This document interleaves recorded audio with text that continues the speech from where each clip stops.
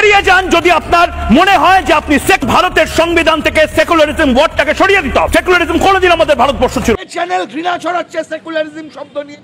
কেন সেই চ্যানেলের সম্পাদক সঞ্চালক পাখিদের বিরুদ্ধে মামলা করবে না? পশ্চিমবঙ্গ সরকার সংবিধানকে অ্যাটাক করছে। আমরা বলছি এই সময় আমাদের ইউনাইটেড থাকতে হবে, জাতীয় সংহতির জন্য ঐক্যবদ্ধ থাকতে হবে। আমাদের দেশের স্বরাষ্ট্রমন্ত্রী, প্রধানমন্ত্রী তারা তাদের বক্তব্য রেখেছেন, তারা কোথাও বলেননি এই সন্ত্রাসবাদের এই রং আছে ওই রং আছে।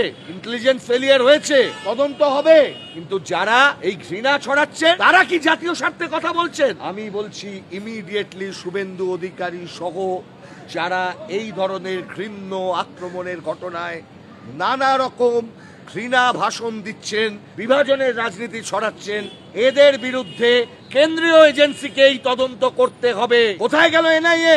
তদন্ত হবে না? কারা উস্কানি দিচ্ছেন? শুভেন্দু অধিকারী বলে ওখানে এনআইএ হবে না। আজকে দাঁড়িয়ে রাজ্য সরকার কেন করবে না? পশ্চিমবঙ্গের সরকার কার জগন্নাথ মন্দির উদ্বোধন করার ঘৃণা ভাষণ বন্ধ করা নয়? সন্ত্রাসবাদ দমন আমাদের কমিটমেন্ট, আমাদের জাতীয় সংহতি আমাদের কমিটমেন্ট, সেকুলারিজম আমাদের কমিটমেন্ট, কনস্টিটিউশনাল কমিটমেন্ট, সাংবিধানিক দায়বদ্ধতা। আমরা এই সময় যদি ঐক্যবদ্ধ না থাকতে পারি, গোটা পৃথিবীর কাছে আমরা কি বার্তা দেব? যে মানুষগুলো জীবন চলে গেল তাদের পরিবারের কাছে কি বার্তা দেবো? এই 2.5 বছরের বাচ্চাটা, সেই বাচ্চাটা বড় হবে কোন ভারতে? তার বাবাকে, আমাদের দেশকে তার আমরা বাঁচাতে পারিনি, কিন্তু ভবিষ্যৎটাকে বাঁচাতে গেলে টেররিজমকে রুখতে হবে। ভারত যদি পাকিস্তান করবো, পাকিস্তান মানব, ভারতের সঙ্গে কম্পিটিশন যদি পাকিস্তানের হয়, তাহলে ভারত পাকিস্তান হবে, তাতে লাভ কি হবে? কারোর লাভ হবে?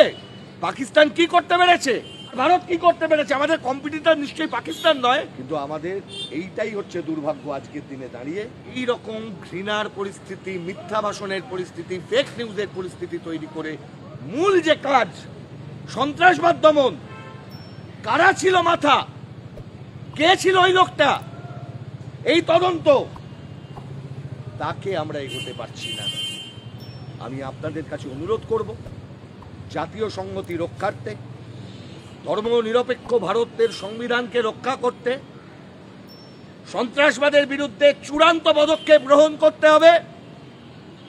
কোনো রং নয়, কোনো ধর্ম নয়, কোনো বর্ণ নয়, সন্ত্রাসবাদী সন্ত্রাসবাদী হয়, মস্তান খুনি হয়, তাদের বিরুদ্ধে ভারতকে পদক্ষেপ গ্রহণ করতে হবে। আমরা আছি, যদি আমাদের দেশের সরকার সেই কাজ করেন আমরা ঐক্যবদ্ধ থাকব। আমরা ঐক্যবদ্ধ ছিলাম, ঐক্যবদ্ধ আছি, ঐক্যবদ্ধ তার বিরোধিতা করছে যে নিউজ চ্যানেলগুলো ঘৃণা ছড়াচ্ছে। ভারতের সরকারের পক্ষ থেকে টেররিজমকে টেররিজম বলার পরেও তার আগে পরে শব্দ বসিয়ে ঘৃণা ছড়ানোর কাজে ব্যবহার করছে তারা। আর যারা ওই ছোট ছোট কিছু প্রচার করে যাচ্ছে, এরা সবাই দেশদ্রোহী শক্তি। এই মুহূর্তে যারা বিভাজন করতে চাইছে, এরা দেশের ঐক্যবদ্ধ পদক্ষেপের বিরোধিতা করছে। এই কটা কথা আপনাদের বললাম। প্রত্যেকটি পরিবারের প্রতি আমার সহমর্মিতা, সমবেদনা এবং শোককে শপথে পরিণত করার যে শপথ, সেটা আমি গ্রহণ করছি। আপনাদের সবাইকে বলবো, এর থেকে শিক্ষা নিয়ে ভারতকে এগোতে হবে।